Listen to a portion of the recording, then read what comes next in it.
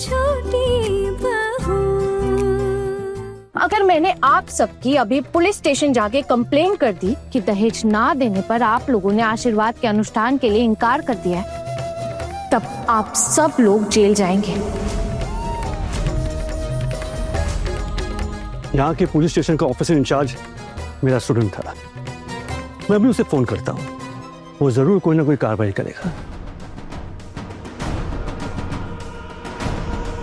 अरे जेल की धमकी काहे दे रहे हैं? देख रहे हो ना, पुलिस की धमकी दे रहे हैं। इनके यहाँ मैं अपने बेटे की शादी कभी नहीं करवाऊंगा। अरे ये सब तो हमें जेल में भिजवाने की तैयारी कर रहे हैं। चलो चलते हैं, खामखा पुलिस के झमेले में नहीं पड़ना है हमें। अरे साहब रुक जाइए, भाई साहब जाइए। बड़ी मुश्किल से ये रिश्ता तय किया है और हम तो सिर्फ बात कर रहे हैं। आप लोग क्यों बोल रहे हो इस बीच में? मेजो मामी, आप प्लीज गुस्सा मत कीजिए, कि आपकी ही लड़की है और जो लोग शादी से पहले ही पैसों और गहनों को लेके इतना मोल भाव कर रहे हैं, वो शादी के बाद आपकी बेटी की क्या देखभाल करेंगे?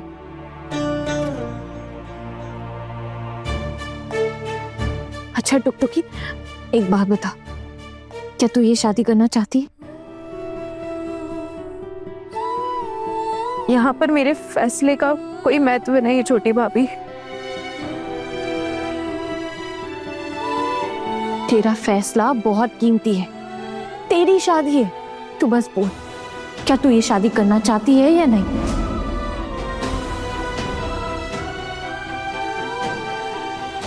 और एक और बात, ये लोग ना यहाँ से बिना आशीर्वाद के जा नहीं सकते। और वो देखो, छोटू मामा भी पुलिस को फोन कर चुके हैं। खबरदार, अगर आपने पुलिस को बुलाया ना तो ये शादी भूल जाइए। ये सिर्फ आशीर्वाद ही है, शादी में वक्त है अभी। और कुछ ऐसा वैसा हुआ ना तो शादी भी नहीं होगी।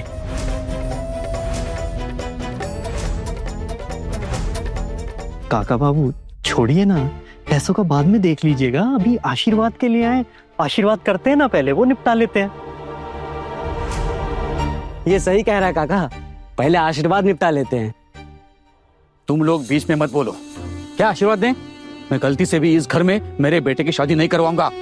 इनके पास रिश्तेदारों की कमी नहीं है और हमारे घर के मामले में ये लोग ऐसे ही टांग अड़ाते रहेंगे। तो क्या मेरी बेटी का रिश्ता टूट जाएगा? आशीर्वादी के दिन अगर मेरी बेटी की शादी टूट गई तो बहुत बदनामी हो जाएगी और उसकी शादी भी नहीं हो पाएगी फिर। भाई साहब, आप तो समझ रहे हो ना, मेरे बेटी की जिंदगी बर्बाद हो जाएगी। वो तो आप लोगों का मामला है, आप अपने रिश्तेदारों को थोड़ा संभालिए ना। इनको हर मामले में घुसने की इजाजत क्यों देते हैं? अरे हम भला क्यों समझौता करें? जीजा जी चलिए यहाँ से। इनको समझाने से, इनसे बात करने से कोई फायदा नहीं है। अब हमारी यहाँ इज्जत नहीं हो रही, बार बार पुलिस की धमकी दी जा रही। चलिए। टुकटुकी, तू बता, क्या तू ये शादी करना चाहती है या नहीं? जिनसे मेरी शादी हो रही है ना अभिषेक, वो ऐसे नहीं है छोटी भाभी।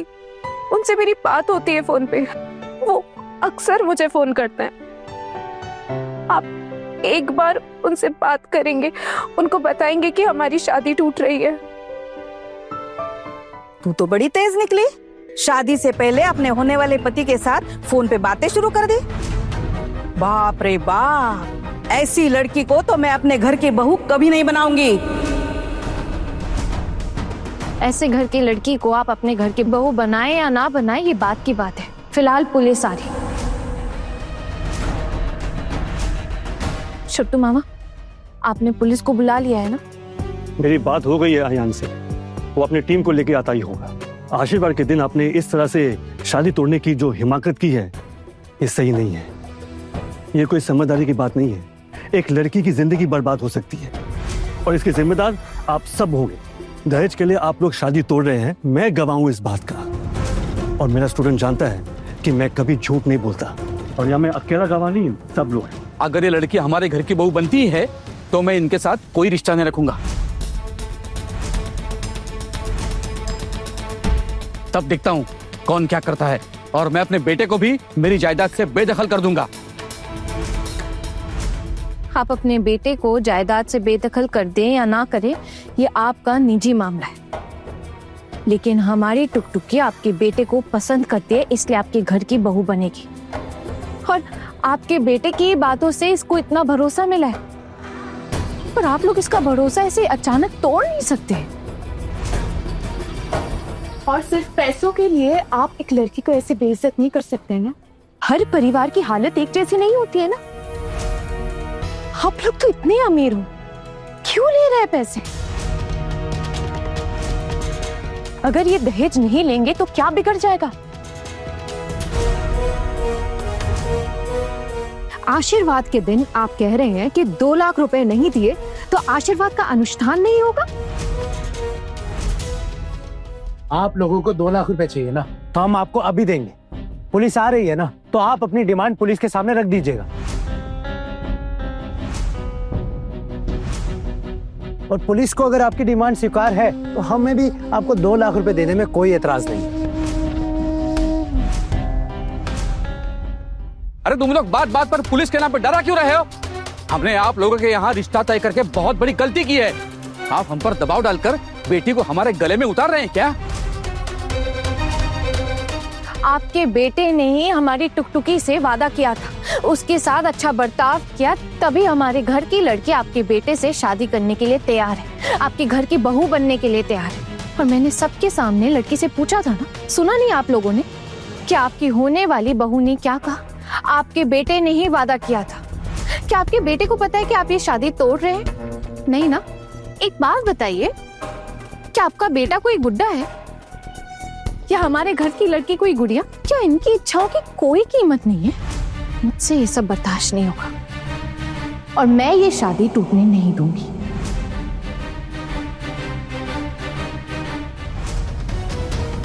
क्या हो रहा है?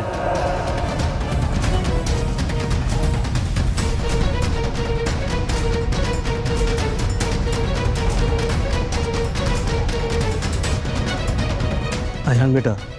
नमस्ते सर। नमस्ते। यहाँ दुर्गा के भाई की बेटी की शादी हो रही है। दुर्गा का नाम तुमने सुना ही है ना? इस घर के एक लड़के की बेटी की शादी है। आज आशीर्वाद है और थोड़े दिन के बाद शादी। लेकिन अभी लड़के वाले कह रहे हैं अगर 2 लाख रुपए नहीं दिए तो बिना आशीर्वाद किए लौट जाएंगे। 2 लाख रुपए? किस बात के?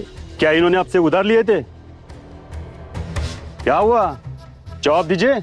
उधार दिए थे क्या इन्हें आपने जो अब लौटा नहीं पा रहे? उधार नहीं लिए थे। उधार क्यों लेंगे? वो शादी में लेन देन में जो तय होता है ना, वही था। इन्होंने 10 लाख रुपए मांगे थे, हमने इनसे समझौता किया, हमने इनसे विनती की तो इन्होंने 2 लाख पे मान गए थे। लेकिन ये बात हुई थी कि मंडप में बैठने से पहले पैसे देना होगा। लेकिन जब इनको पता चला कि हमारे रिश्तेदार पैसे वाले, तो ये हमें धोखेबाज कहने लगे कि आपने हमें झूठ बोला। बातों बातों में कहने लगे कि अभी 2 लाख रुपए दो वरना ये रिश्ता तोड़ देंगे, आशीर्वाद भी नहीं करेंगे।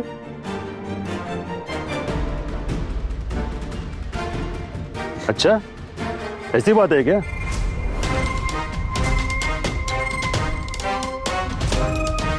जी सर, ये 2 लाख रुपए दहेज के लिए, और दहेज देना या लेना तो जुर्म है ना। अब ये बात आप खुद ही इन्हें समझाइए प्लीज, या फिर शायद आपकी यूनिफॉर्म देख के इनका फैसला अपने आप ही बदल जाए। बिल्कुल, आप लोग दहेज नहीं मांग सकते और ना ही कोई दहेज दे सकता है। कानून के तौर पे ये दोनों भी अपराध है, ये बात याद रखिएगा। 2 लाख रुपए आज तो क्या, शादी के मंडप में भी आपको नहीं मिलने वाले। मैं खुद अपनी टीम के साथ यहाँ पे खड़ा रहूंगा और इस बात पे शादी भी नहीं तोड़ सकते। आशीर्वाद का अनुष्ठान शुरू कीजिए। और हाँ, लड़कियों को इतना कम मत आकिए, ये आज का जमाना है और आज की औरतें जुल्म सहने वाली नहीं है। बिल्कुल सही कही आपने ये बात। आपने वो बात कही जो हम में से कोई नहीं कह पाया, लेकिन मेरे बहुओं ने यही बात कही थी। हम तो सारा जीवन डर डर के ही जिए हैं, लेकिन मेरी बहुएं नीडर हैं। आजकल की जमाने की लड़कियां हैं ना, इसीलिए। और टुकटुकी भी तो आजकल के जमाने की है, तेरी कोई गलती नहीं है। और तुझे अपने ससुराल में अपराधी बनकर जीने की कोई जरूरत नहीं है। अरे अपराधी तो इन जैसे लोग हैं जो तेरी जैसी सुशील कन्या को अपनी बहू बनाने के लिए पैसे मांगते हैं, और ये पैसे वो लोग ले ही नहीं सकते। सुन ली ना आयन बाबू की बात? तेरा होने वाला पति अगर फोन करे तो उसे तुरंत बता देना कि यहाँ पर क्या क्या हो रहा है। इस गांव के और इस घर के लोग बड़े दयालु हैं, जो शादी के दहेज की बात उठाने पर भी कोई गिरफ्तार नहीं करवा रहे हैं। अगर गिरफ्तार करवा देते ना तो ये आपकी सारी की सारी बड़ी बड़ी बातें यहीं के यहीं धरी रह जाती। फिर हम भी देख लेते कि क्या इज्जत रह जाती है आपकी। खुद के इज्जत का तो ख्याल रखिए। क्या हुआ? आशीर्वाद शुरू करें? एक बात तो टुकटुकी भी समझ गई कि आप लोग दिल से आशीर्वाद नहीं देंगे, लेकिन अब क्या कर सकते हैं, रीति रिवाज है, करना पड़ेगा। आप लोग आशीर्वाद करके ही जाइएगा। सबकी तरफ से मैं ही आशीर्वाद की शुरुआत कर देता हूँ। यही सही होगा। आप सबके मन में मेरे लिए अभी भी काफी कड़वाहट है, चिढ़ाती होगी मुझसे, है ना? आप लोगों में से जितने कम लोग मुझे आशीर्वाद देना, मेरे लिए वही सही होगा। सच कहूं तो मुझे आप लोगों के आशीर्वाद की जरूरत ही नहीं है। जिस दिन आप लोगों का मन बदलेगा उस दिन मैं आप लोगों से जी भर के आशीर्वाद ले लूंगी। सिर्फ एक लड़की हूँ इसलिए इतना अपमान, इतनी बेइज्जती करने की छूट किसने दे दी आपको? यही समझ में नहीं आ रहा मुझे। बिल्कुल सही कहा तूने टुकटुकी। इतनी लंबी चौड़ी बातें सुना रही हो? हाँ, ये तो सिर्फ बातें सुना रही है। अगर हम आपको उठा के लेके गए ना तो सिर्फ बातें नहीं करेंगे, लंबे चौड़े डंडे भी है हमारे पास, घसीट कर पुलिस स्टेशन तक लेके जाएंगे। इसलिए जो भी करना है सोच समझ के कीजिएगा।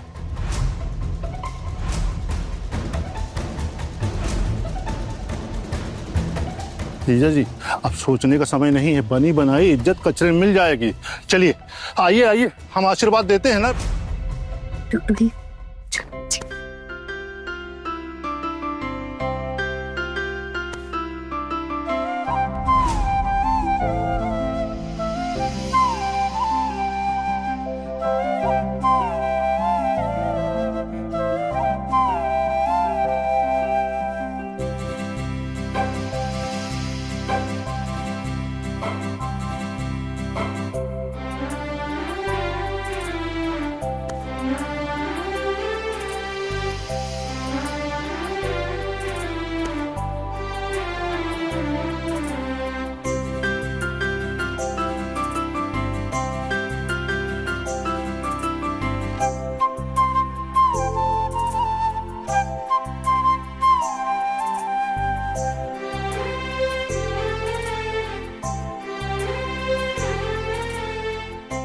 देना तो टुकटुकी। अरे ये क्या? आप लोग तो बड़े बड़े खानदानों की कहानियां सुना रहे थे। आप तो कह रहे थे कि हमने बड़े हल्के गहने पहनाए हैं, तो ये क्या पहना रहे हैं आप लोग? देखिए कितने हल्के झुमके। हमने तो आपसे कुछ भी नहीं मांगा था। आशीर्वाद करने के समय कुछ देना पड़े ऐसा जरूरी तो नहीं है ना। आप लोग धान दूबर और फूल से ही आशीर्वाद कर लीजिए। और ये जो कान के झुमके हैं ना, क्या आप अपने पास रख लीजिए।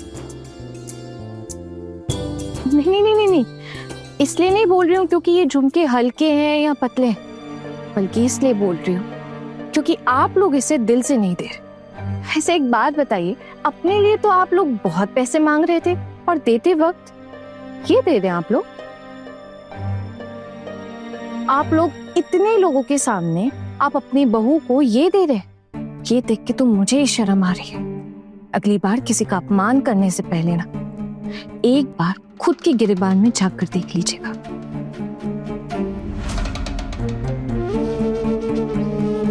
मुझे ये झुमके नहीं चाहिए, आप बस धन दोपहर और चावल से आशीर्वाद दे दीजिए।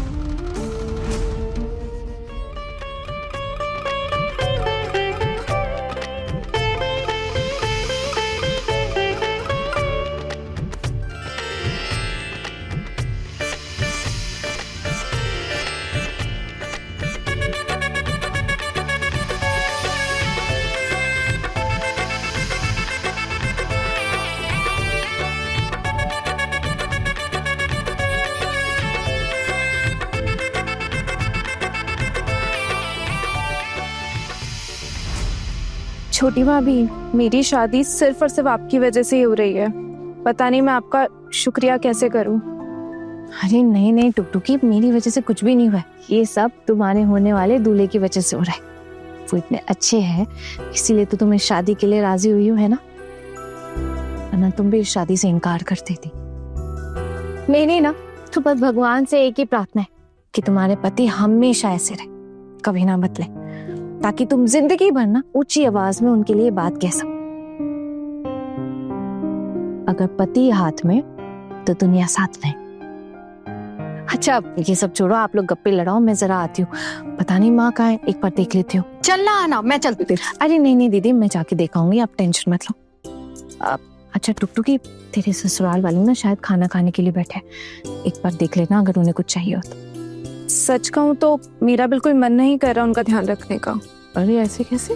कैसे थोड़ी ना होता है, ये नहीं चलेगा। अब शादी होने वाली है ना, और अनुष्ठान है हमारे घर में, कर्तव्य तो है ना हमारा, तुम्हें ही सब करना पड़ेगा। एक काम करते हैं, चलो हम सब चलते हैं। हाँ चल चल चलो साथ में, सारी दीदियां जा रही साथ में, जा। ठीक है, लेकिन भाभी मैं आपको अभी से ही कह देती हूँ, आपको मुझे मेरी शादी में तैयार करना होगा। आप मेरी शादी में आएंगी भी और मुझे सजाएंगी भी। हाँ हाँ बिल्कुल, अब मेरी इतनी प्यारी ननद की शादी है और मैं भला कैसे मिस कर सकती हूँ? और हमने आएंगे तो चलेगा?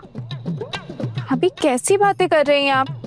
वो तो छोटी भाभी ने मुझे सजाया है, इस वजह से मैंने ऐसा कहा। और आप लोग नहीं आएंगे तो फिर कैसे चलेगा? आप लोग ही तो हमारे अपने हैं, आप लोग भी नहीं आएंगे तो फिर मेरी शादी कैसे होगी भला? और वैसे भी शादी के बाद तो मुझे घर छोड़ना ही है, ना जाने फिर कब मुलाकात हो। तुम इतनी उदास क्यों हो रही हो? मैंने कहा ना हम सब आएंगे तुम्हारी शादी में। तो फिर भाभी ऐसे क्यों बोल रही हैं? भाई हमें अपनी जान प्यारी नहीं है क्या? आहाना ने बोला कि हम आएंगे तो आएंगे, मना कैसे कर सकते हैं? वाह देख रही है टुकटुकी, ये लोग मेरे बारे में क्या क्या सोचते हैं। अब बताओ मैं भला इतनी बुरी हूँ? आप अगर बुरी हो तो फिर दुनिया में अच्छे होने का मतलब ही बदल देना होगा। आप सब तो मेरी सबसे अच्छी भाभियाँ हो। चलो कम से कम तुमने हम सबकी तारीफ तो की। अच्छा वैसे एक बात कहूँ, मेरी जिनसे शादी होने वाली है ना, अभिषेक जी, उनका फोन आया था आज मेरे पास। अच्छा क्या बोला उन्होंने? उन्होंने कहा कि मैंने जो भी किया बिल्कुल सही किया है, दहेज के खिलाफ आवाज उठाकर मैंने कोई गलत काम नहीं किया। बोल रहे थे कि उन्हें भी उनके माँ बाप ने फोन किया था और वो ये शादी तोड़ देने की बात कर रहे थे, लेकिन उन्होंने साफ मना कर दिया, कह दिया कि मैंने एक लड़की से वादा किया है, मैं ये शादी नहीं तोड़ सकता। बल्कि आप लोगों को ऐसी कोई डिमांड नहीं रखनी चाहिए थी। मैं ना तो तेरे पति की फैन बन गई हूँ। देखना तेरी शादी के दिन ना खूब दोस्ती जमाऊंगी उनसे। अरे अरे अरे अरे ये तो शर्म के मारे लाल हुए जा रहे हैं। देख तो सही शक्ल देख जरा। अच्छा अब आप लोग गप्पे लड़ाओ, मैं जरा माँ को देखकर आती हूँ। तुझे अब क्या ही रह गया है जिंदगी में, इसलिए कभी कभी यहाँ वहां घूमने निकल जाता हूँ। अब मेरा कोई देखभाल करने वाले नहीं रह गया। घर वालों के लिए तो मैं फिलहाल बेकार के खर्चों की लिस्ट में हूँ। जब तक भाभी जिंदा थी तब तक तो सब अच्छा था, उनके जाने के बाद ही सब बदल गया। जाने वाले को कौन ही रोक सकता है दुर्गा, जैसे तुम्हें भी रोक नहीं पाया मैं, तुम भी चली गई। आप ना शोतुदा, पुरानी यादों को लेकर अब बातें करने का क्या ही फायदा? आपको भी ना बिल्कुल लग जानी है। आपने उम्र देखी है क्या हमारी? उम्र हो गई है इसलिए तो मैं बोल पा रहा हूँ, तब कम उम्र में मैं बोल ही नहीं पाया था, इसलिए सोचा कि अगर अभी नहीं कहा तो ये बात अधूरी रह जाएगी। न जाने कब ऊपर वाले का बुलावा आ जाए।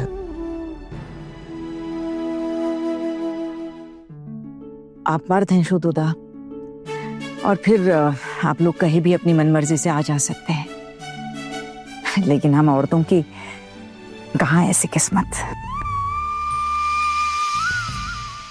तुम तो बहुत बड़े घर की बहू हो दुर्गा, काफी इज्जत और धौंस है तुम्हारी, तुम्हारे भाइयों से सुना मैंने।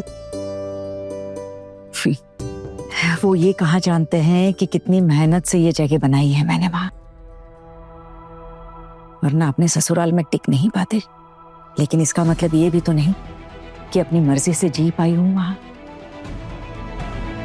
अब मेरे पति भी इस दुनिया में नहीं रहे। हमेशा किसी न किसी की जिम्मेदारी बनकर रह गई थी। पहले मायके वालों की जिम्मेदारी बनी, फिर अपने सास ससुर की जिम्मेदारी बनी, सास ससुर के गुजरने के बाद पति की जिम्मेदारी, और अब बेटों की जिम्मेदारी बनकर रह गई। अपनी खुद की जिम्मेदारी तो कभी उठा ही नहीं पाई मैं। घर में बेटे हैं, भांजा है, लेकिन वो भी अब अपनी अलग अलग ही चलाते हैं। मैं अपनी मर्जी से कुछ नहीं कर सकती हूँ शत्रुदा। और फिर घर परिवार किसी संसद भवन से कम नहीं होता। घर गृहस्थी की राजनीति और भी पेचीदा होती है शत्रुदा। बात तो तुमने बिल्कुल सही कही है। तो कभी कभी कहीं घूमने के लिए चली क्यों नहीं जाती तुम? तुम्हें तो पति की पेंशन भी आती है, पैसों की कोई कमी नहीं है तुम्हारे पास। कमी तो नहीं है, अगर चाहूं तो कहीं भी आ जा सकती हूँ, लेकिन फिर ये सोचकर रह जाती हूँ कि कभी घर परिवार गृहस्थी के लिए अगर कुछ जरूरत पड़ी तो पैसे बचाना भी तो जरूरी है ना। और फिर जाऊं भी तो किसके साथ? घर के सब लोग एक साथ तो जा नहीं सकते। कितने सारे पैसे लगेंगे, उतने पैसे तो होंगे भी नहीं। घर वालों के हाव भाव भी तो अलग ही है। इसीलिए अकेले कहीं भी जाना आना नामुमकिन सा ही है।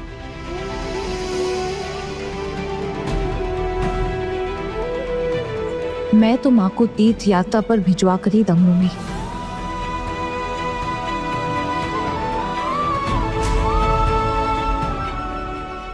कभी कभी कहीं घूमने के लिए क्यों नहीं चली जाती? जाऊं भी तो किसके साथ? घर वालों के हाव भाव भी तो अलग ही है। इसीलिए अकेले कहीं भी जाना आना नामुमकिन सा ही है। मैं तो माँ को तीर्थ यात्रा पर भिजवा कर ही दम लूंगी। बड़े घर की छोटी बहू रात 9 बजे दंगल टीवी पर।